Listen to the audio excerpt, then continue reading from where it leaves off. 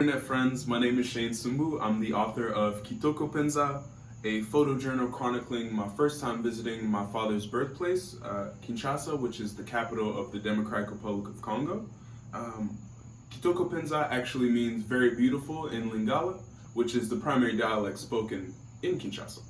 And now, with no further ado, I'm just going to read a couple excerpts from the photojournal for you guys. This one's for my cousin Rodney. We met for the first time on this trip and immediately hit it off as if we grew up together. He knew Kinshasa like the back of his hand, and if it weren't for him, this trip wouldn't have been nearly as memorable. So, with that, shout out to my boy Rodney. That's him right there.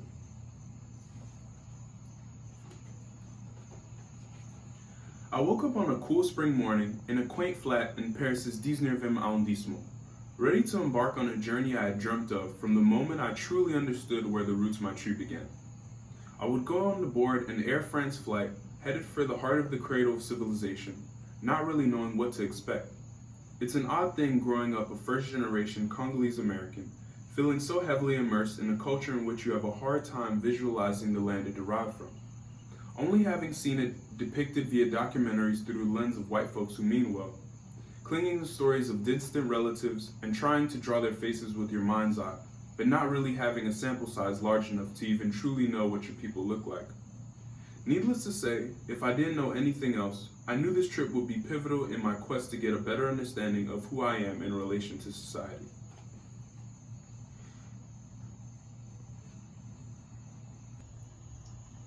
The night before heading to Kinshasa, I had dinner with my cousins Tanya, Maeva, Tontine Antoinette, and Tonton Ané, who was particularly persistent in telling me to pretty much not eat anything in Congo or I would shit my guts out. As you can imagine, these were the words of encouragement I needed just before venturing 6,000 miles outside of my comfort zone. However, the one thing he deemed safe enough to eat was goat, being that it's cooked in a way that absolves it of all the shit your guts out germs. Anywho, I made Rodney aware of this quite early on, which led us to Cheetah Deux, an open-air sports bar decked out with a considerable number of flat screens playing miscellaneous football matches on loop, and popular songs in Lingala serving as the soundtrack. Rodney and I would go on to close out pretty much every night here, eating goat and trying to piece our family history together while drinking beers served by a soft-spoken bartender named Karin.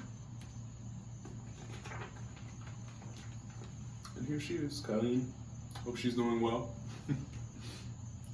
And now I'll fast forward to the conclusion of this thing.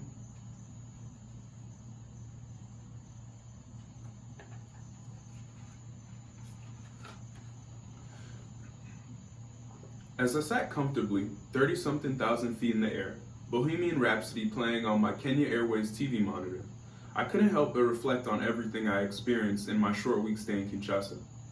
From the warm, smiling faces of relatives I met for the first time, to the desperation in the eyes of street vendors, to the somehow equally tranquil and rapid waters of the Congo River.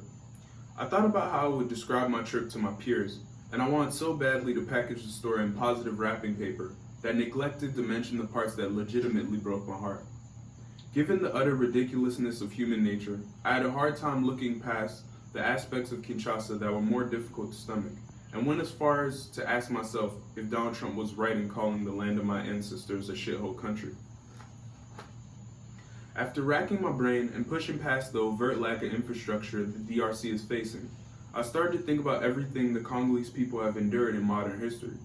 The inhumane, tyrannical rule of King Leopold, the CIA's assassination of the nation's first democratically elected Prime Minister Patrice Lumumba, the seemingly never-ending civil unrest thereafter, and continuous pillaging of resources by Western powers facilitated by corrupt government officials. And through all that, these people, my people, just keep pushing forward. Overcome by emotion as I had this epiphany, lukewarm tears began to flow profusely. And surely the African businessman seated next to me thought it had something to do with Rami Malek's moving performance as Freddie Mercury.